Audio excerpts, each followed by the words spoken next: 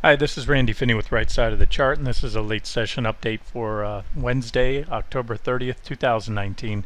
We now have the Fed announcement out of the way. It's pretty much a non-event so far, really a muted, very muted reaction to the markets. Of course, market got what it was expecting.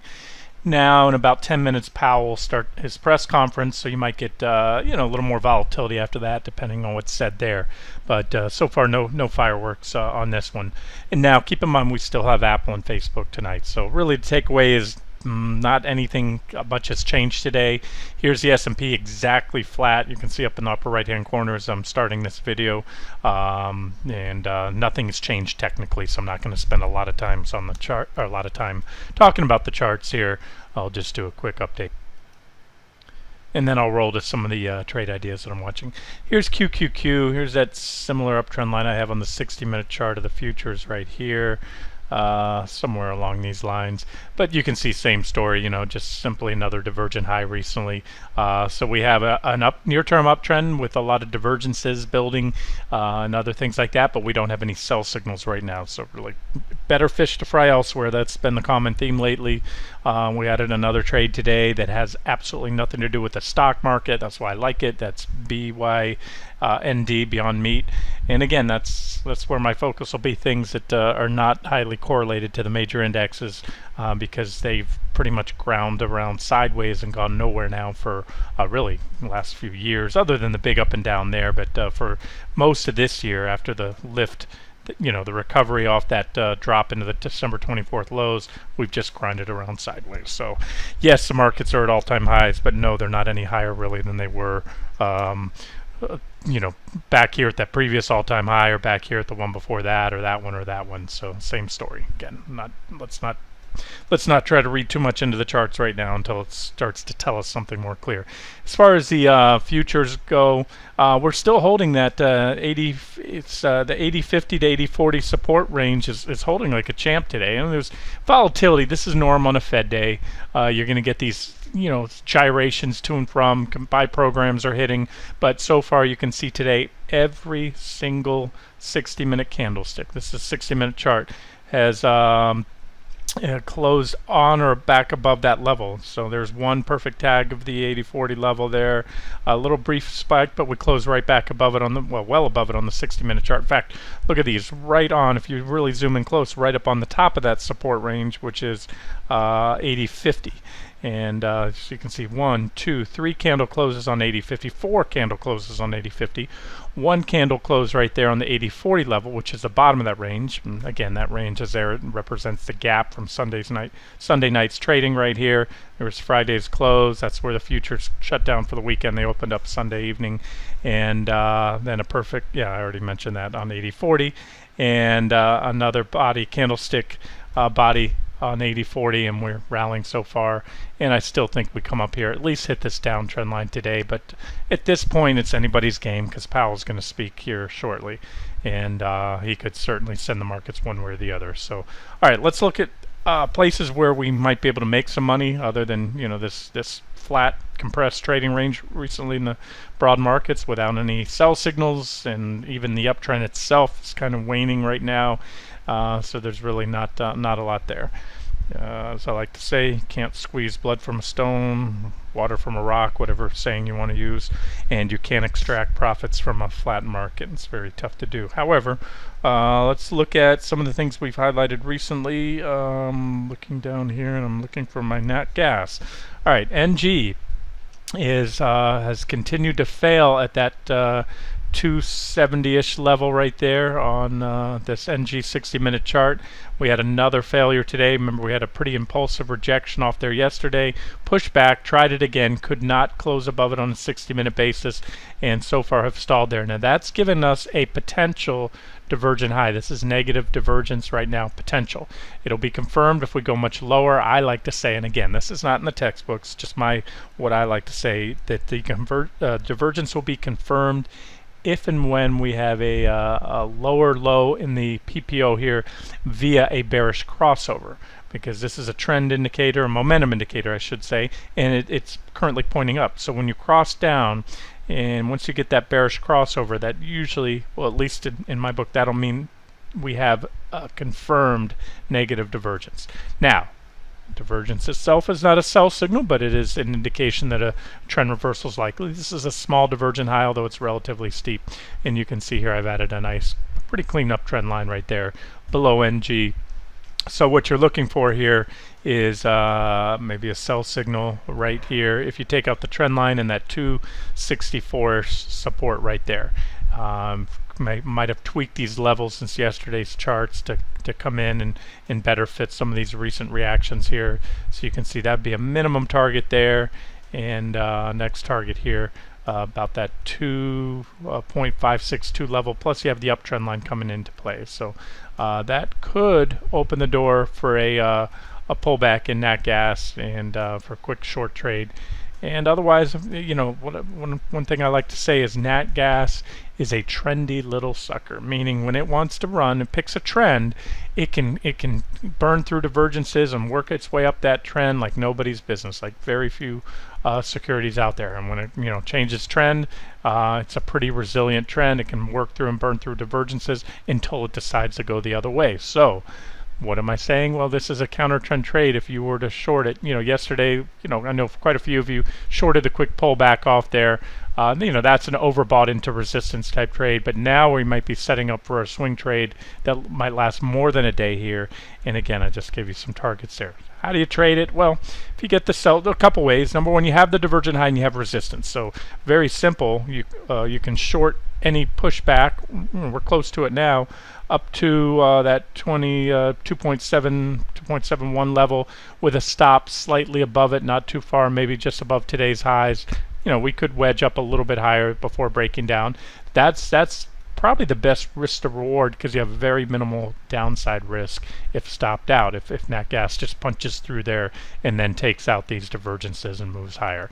The other option, of course, is to either initiate or add to a short taken here, or initiate a new short on the break of the trend line, and then again maybe on that 260.40 level, because that is going to be support. We could bounce off that level, so you want to wait for that to go. And then at that point, this is just pretty much a minor resistance there. You have a little bit better resistance down. We have really solid, I should say, support, not resistance down here. That's the top of the basing pattern we broke out above recently. Nat gas was basing here and then boom, broke out. So that would be an objective level to cover a short if you're going to trail down stops and or reverse to a long trade with a stop somewhat below there. And finally, very important, tomorrow at 10:30 a.m. Eastern Time, you get the weekly natural gas reports, natural gas inventories. So therefore, anything technically could be overridden. So just keep in mind, it'd be like trading Apple right now, buying Apple. Apple's going to gap up or down tomorrow. It's probably not going to open flat. So it's a coin toss odds. Like I said yesterday, I think the upside is limited in the stock near term, but that doesn't mean we can't gap up and run up for a day or two and then reverse. But again, same thing. If you take a position in natural gas today, know that tomorrow at 10:30, not always, but quite often during those reports, you have a big rip or dip following that, especially if traders are caught off guard. So just food for thought there. All right, let's move on to a related instrument here. We'll look at crude oil. I posted in the trading room today, because we've moved up a little since then. I posted this setup in crude. And I said today, kind of take it easy. I wouldn't go too heavy on trading because, we have the FOMC meeting out of the way. We still have the press conference going on now. It's about to start in 1 minute here. But what I highlighted on crude is you have parallel uptrend lines right here. They both come in, and they both have quite a few reactions. They catch the bottom of the candlestick shadows or bodies, so sometimes I'll run parallel trend lines, and they seem to both fit price as well. And so what you have is crude pulling back to a couple things. It pulled back to that 54.75 support level. That's a key level before. Pretty much was a breakout here. You can see right here, to here, this gives you a sort of a ascending triangle pattern. We broke out impulsively, so we came in, back tested it yesterday, back tested again today, came under it a little bit, but just slightly, and we're back above it. So you have one positive divergence, number one, pull back to dual support levels, both the 54.75-ish plus the first uptrend line with the second trend line below. So I laid that out as a objective long entry. You go long here with a stop somewhat below that secondary trend line, the lowermost trend line. Targets would be, I think, if it can hold here, we probably come on back up here, at least at 55, 54 level. That'd be a day trade, near-term target. But I think we come back up here, and I also added that I think if we get to that 56.88 target, that was my target here. It was already hit once, and it was mentioned as a, before we even got there, as a short entry because we'd have a divergent high and probably correct, which we did. So that was the last, objective short entry, and we corrected, as you can see. Now my point is, if we get there again, usually what I expect is, it's what I like to say, the initial reaction, or the initial tag, I should say, of a resistance level often produces a reaction. So although we had technically two tests, that's really the same. That's the initial reaction. They were in very close proximity. So we've already hit that level. So therefore, the way I'm trading this is, if it gets up here, I'd expect at most a minimum reaction, if any, and probably continue on through to the next leg up in crude. Again, if we get to that level. First things first, we haven't even really reversed it yet. A slight reversal. Need to take out these previous highs. But again, it's just, you take these shots with your stops in place below, and the risk reward is nice because you're looking at a move from about 55 up to about potentially, let's just say up here to about that 57.50-ish level. That would be, the next target of 56.88 is taken out. So that's a nice risk reward, minimal downside versus the upside potential. And guys, I have not had time to mark up. I have just tons of old levels here, resistance levels on USO. USO is one of the crude ETNs, and I'm just saying you can trade these as proxies. USO, if you want to leverage it up, you can use DWT. Oh no, that's, I'm sorry, UWT. DWT is a short on crude. UWT is the long version there. Oh yeah, I guess I did give you targets on this one the other day. We hit that 1185. So that's the same as that level on CL I just told you, that if it reverses here, and you can see this would be that lower trend line on CL I just showed you. You don't have I don't have a parallel line drawn on UWT, but we already hit that once. So again, I think if we get there, maybe not another reaction, but not a big one off that level, and push on through here. And just looking at this chart, you could see it moving all the way up here at about 1325. Keep in mind this is leveraged, so it's going to count for three times the gains in percentage terms as CL, but you're talking about a 25 or 20% lift up to that level if it gets there. MJ, I'll figure I'd do an update on those. I'm not crazy about the follow through so far to the breakout. You remember on MJ we had a downtrend line here on the daily chart. We broke out, we started moving up, we've been drifting back. So the charts are still somewhat constructive, but I wouldn't be adding at this point. I think I mentioned that this morning.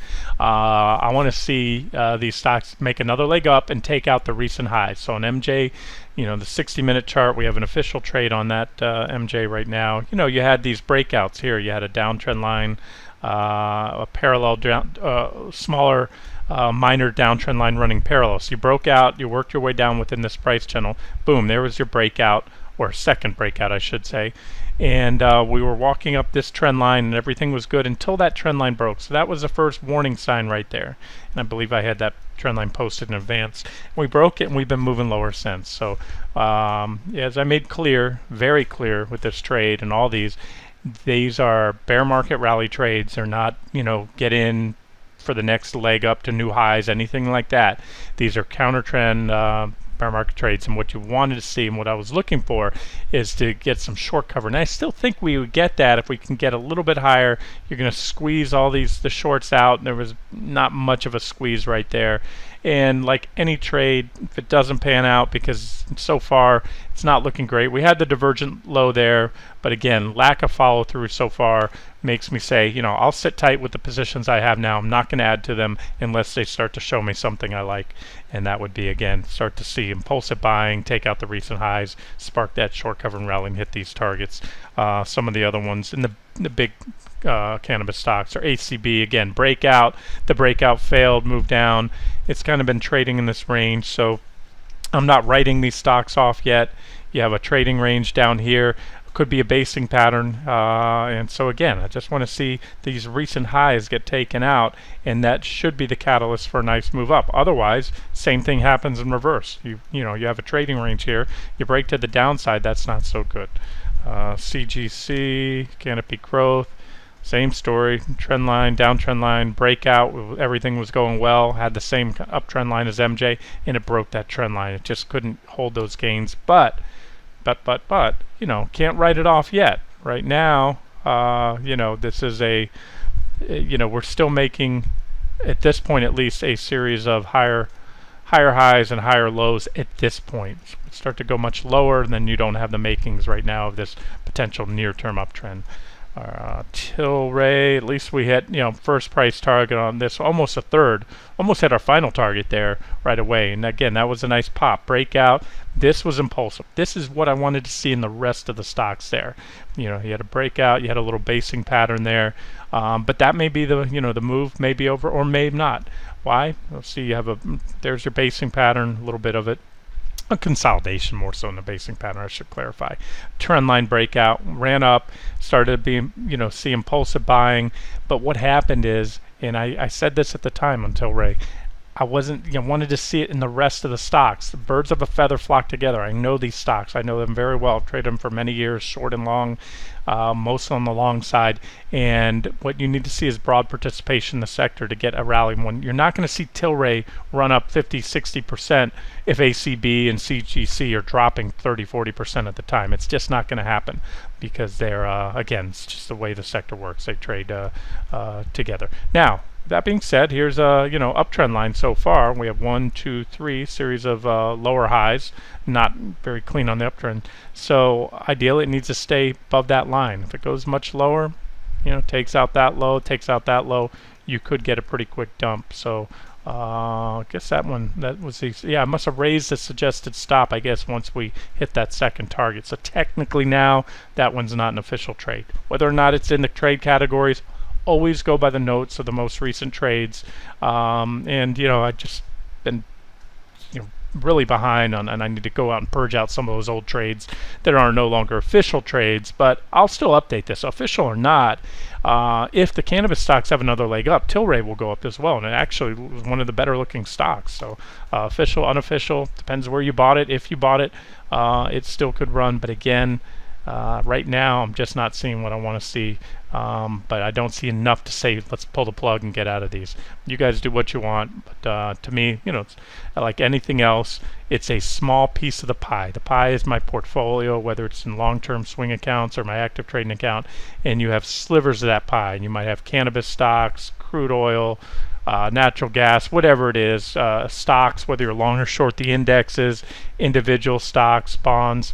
And so if one piece of that pie isn't performing well, hopefully you have other pieces that are. Here's a new potential trade idea on watch. This is a small company. This is the F. When you see the F at the end of a ticker, that means a foreign company. The company's actually based out of Australia, but all their businesses, I believe, are done in Argentina. They engage, I'm reading off Yahoo Finance, they engage in the exploration, development, and production of lithium, potassium, boron, and potash deposits in Argentina.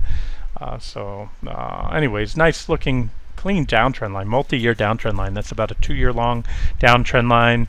It's not unusual to see these little spikes above when you have these foreign securities because they're trading on other exchanges elsewhere, the main shares, and these are the shares based in the US, so sometimes you get these little blips above.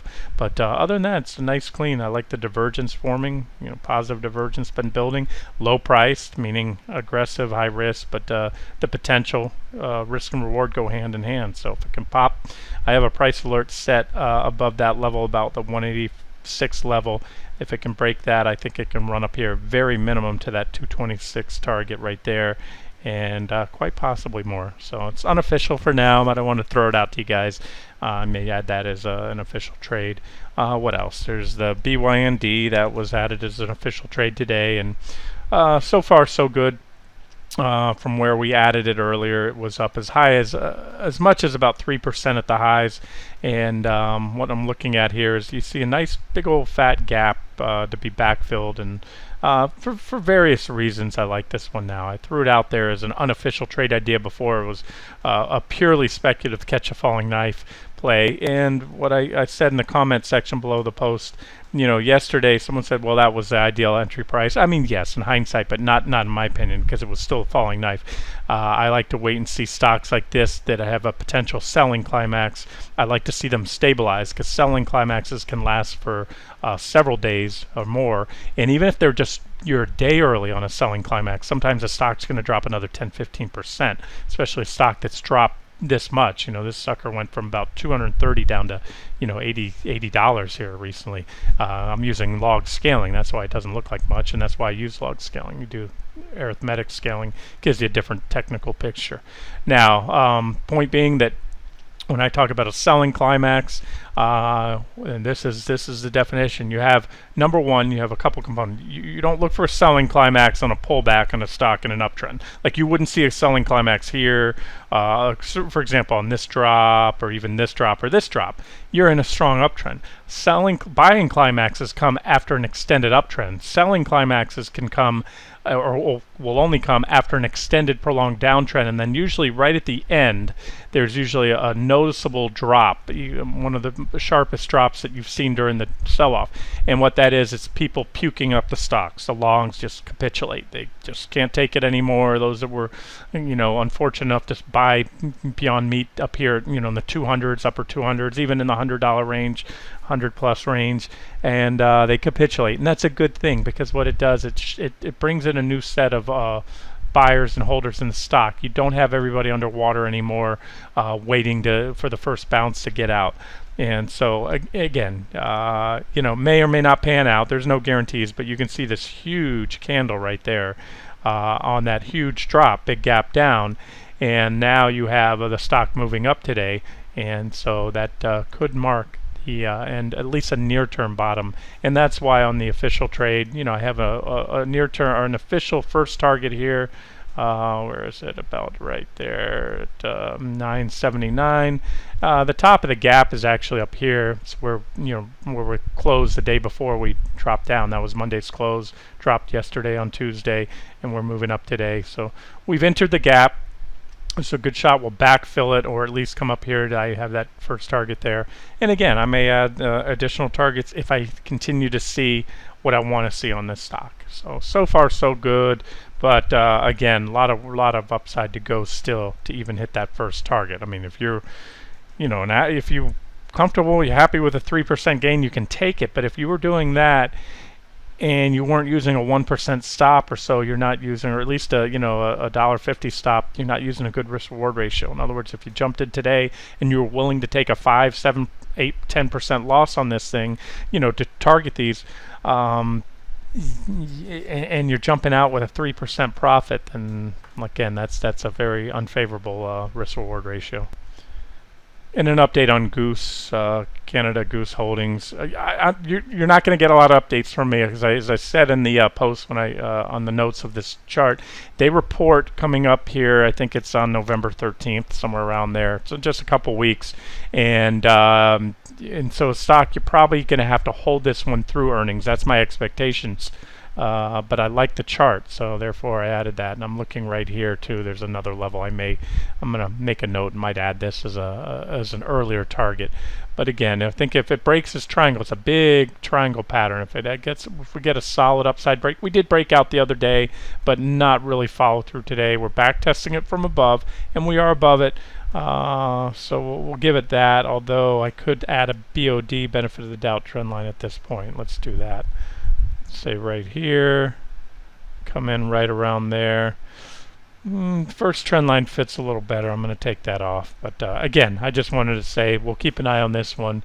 And you know, so far I like the chart. There's levels I didn't even put on the other chart that I posted up there. For example, you have support right here. It was support here. It was the top of that, the bottom of that gap. Very significant technical level and support there. And that's sort of why yesterday, you know, we punched through that plus the downtrend line, and right now we're holding above it. Maybe bull flagging, by the way. We'll see. But again, you're usually not going to see a stock rip 2 weeks in front of earnings, especially you get a few days within a week, especially a couple days before earnings. People kind of go into a holding pattern, a wait and see mode. But if it is a bull flag, it'd be ideal if it could play out soon, because again, we're going to have earnings in a couple weeks. But maybe the earnings just exacerbate that if we can, you know, start to break out and then hit earnings somewhere along here and maybe propel us up through our first, maybe even our second target. So we'll see. Anyways, again, just one of many trades. It shouldn't be, you know, all your money in this or any one single trade. And Treasury bonds, I mentioned this morning, hanging in there so far. You know, we had the FOMC announcement out of the way. The press conference is going on now, and Treasuries are up today. They're not ripping, but again, you put in a divergent low here on the 60-minute chart, and that's, you know, a big part of my trading. Watch, rinse, repeat. You know, you look, for example, here you had a little divergent high and then a bigger divergent high. A little one led to a small correction. That divergence is extended and led to a much bigger correction. And again, you can see all the divergent lows followed by rallies and divergent highs followed by corrections. So this is one of the bigger divergent lows we've had in a while, and a little bit of work to be done. I'm going to pull this trend line out here a little bit more. So if we can move up here, pop that trend line, especially that 161 level, treasuries could go. You know, it's also support here around 158. So that's ZB, and if you trade ETFs, if you don't like futures, you can use TLT. That is the ETF, and you can see it's comparable. Here's a downtrend line. Not super well defined, but again, what stands out the most here is this divergent low. This is your divergence line, and here's your positive divergence right there. So treasuries look good. Also, just like ZB, I had a pretty decent support line here. You know, right there, treasuries have fallen close to, and a big old gap right here, and so that's the bottom of the gap right there. And that's this level here at so if they take another jog down, at least TLT is still going to be on support as long as it holds above about 136 or so. And on a related note, I like to look at the 10-year as well, make sure it's confirming. Usually the charts are going to be pretty similar, and that's the case. This is ZN, the 10-year Treasury bond futures, and you can see same story. Here's your divergence line, a little minor trend line there. Moving up, nothing impulsive yet because they have a lot of work to be done. There's quite a bit of resistance overhead, but I think if they can clear out above this level, especially right here over the 130 level, they could go. As of now, let's just, you know, let's focus on working our way up here, and I'll just continue to monitor this as it goes. If it drops down, there is support here about 128. Could keep the divergences intact. Again, something to monitor. I wouldn't say this is certainly not a hard buy signal.